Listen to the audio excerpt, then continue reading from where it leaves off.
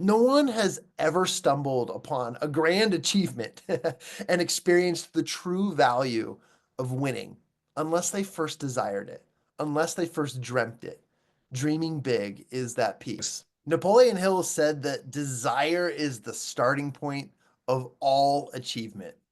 Well, I felt this early on in my track and field career. It was the indoor national championships for track and field. And I was on the 4 by 800 meter relay team, set from Fort Collins, Colorado, a little farm town at the time, to compete against the nation's greatest 4 by 800 meter relay runners. And this was no easy feat. We were going up against teams and athletes who are older than us, taller than us, stronger than us, just everything. But like every race, the gun goes off. And you have to trust that your training, that your belief, but that everything you've put in for this moment will come to fruition. As a team, the other three athletes and I had worked hard to get in shape during the off season, to work hard during the winter months, to become our best, our fastest, and to compete at the national level. The first runner went off with the gun. And for those who don't know, the 800 meters is a grueling race. You know that 100 meters is just a short dash. You know that the 200 meters is still something you can sprint. There are a few crazy people who run the 400-meter dash, which shout out to all my 400-meter runners. That's a full lap. And yes, you sprint it. And yes, there is passing out and puking at the end of that one. That's a whole another ball game. But the 800 meters is the sweet spot between the 400 one lap and the mile, which is 4 laps. It is 2 laps around the track. And they don't really tell you whether you should sprint it or pace it because you don't got time for either. You just got to give it your all. And so the first runner went off and he is sprinting. He is giving it his best shot. And he puts us into a really great position. But when he passes the baton off to the next runner, the second runner on our team, we realized that we were completely up against all odds.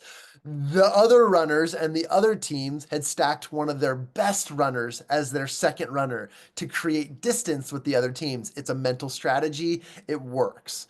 And boy, did they pull ahead. We were merely in dead last place. And we were giving it our all, but we weren't doing a bad job. In fact, as I give this speech to you now, I'm keeping the story within the time frame of which it takes to run an 800 meter.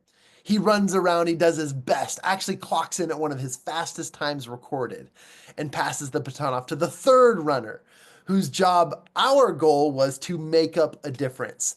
And while other teams had already stationed themselves way out up and ahead, our third runner was our second strongest runner, who made a lot of ground up for us, made their laps, and came around the final turn. And I could tell that I had quite the race ahead of me because in just a few moments, I would be running all out to at least do us some justice, to bring us within closeness of this race.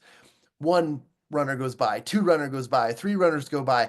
I'm waiting patiently, but just panicking for the baton to get to me. And finally, in last place, the baton is passed to me, and I turn on the jets.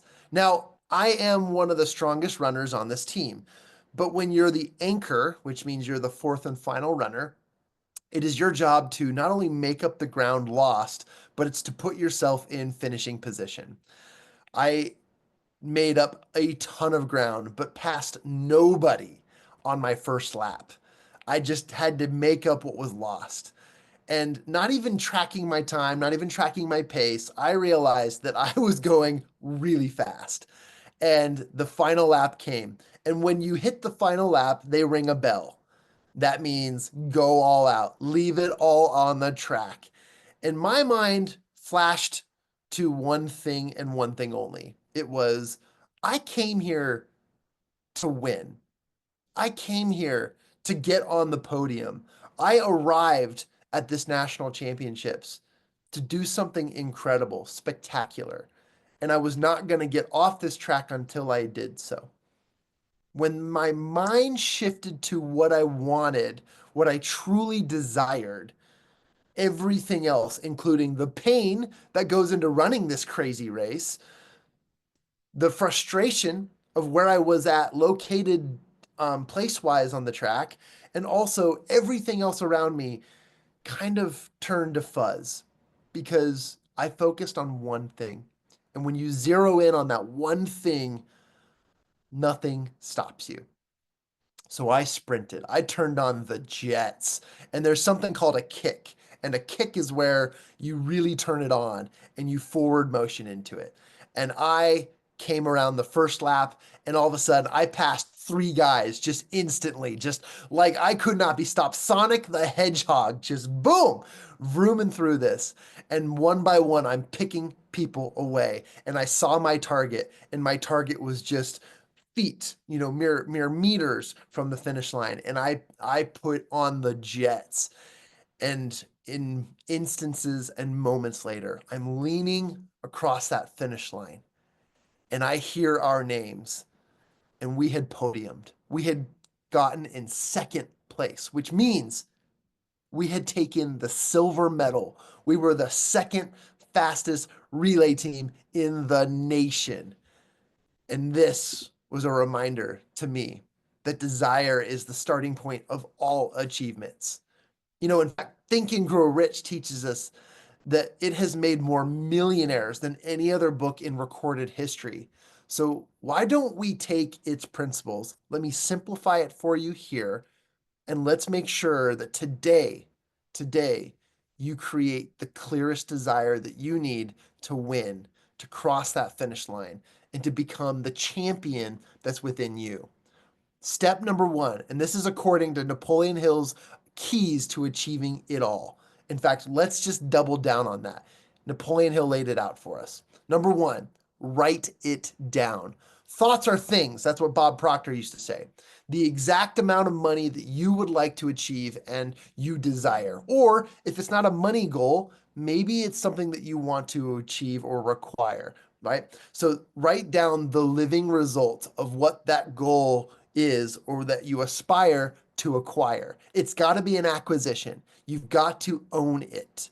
Otherwise, it's merely a wish. So again, write it down. Number two is set a date and a definite purpose.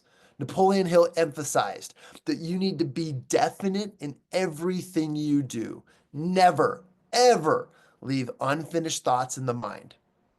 You must envision you being in possession of the money or the goal. What does your life look like when you achieve that goal?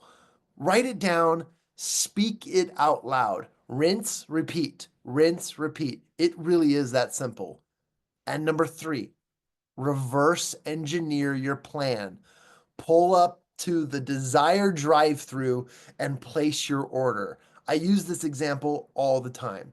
When you go to your favorite place and drive-through, you always know exactly what you want, or after a little consideration of the menu, you know what you want. Very rarely do you leave the drive-through because you just throw up your hands and say, you know what, I didn't know. I couldn't figure it out. Very rarely does that happen, which is why the drive-through is such an effective tool. So pull up to the desired drive-through and place your order. Know exactly what you want. Now that you have in your mind and in possession of the goal that you've written down, you need to create the plan to achieve it. That plan is the necessary actions that you will use to accomplish this goal. Manifest it, affirm it, and repeat out loud every single day your full desire statement every time you get a chance to, so that it becomes a written, manifested desire. No one has ever stumbled upon a grand achievement and experienced the true value of winning unless they first desired it, unless they first dreamt it. Dreaming big is that piece. So this is why I created Champion Circle. Truly, It's a place to get organized and clear with your desires. Now that you know what you want, you envision what your life would look like as if you were in possession of that goal. Then take only the necessary actions that you will bring that goal, that desire, that mere opportunity to fruition. Just like Simon Sinek said, start with why. I implore you, I invite you, and I share that you need to start with desire. Dream bigger. Then follow this framework by Napoleon Hill and our Champion Circle framework to accelerate your results. My name is Jon Kovach Jr. I created Champion Circle so that you could also develop the champion mindset and become the greatest that you've ever been. And it's simple as writing it down, creating the plan, manifesting it every single day, and taking the necessary disciplined action to achieve and acquire your desire. And that I am grateful. And it's happened for me multiple times, time and time again. And here in our community and in our environments, we help you do that on repeat. And we create that sensibility of autopilot so that you too can become the champion you always desired.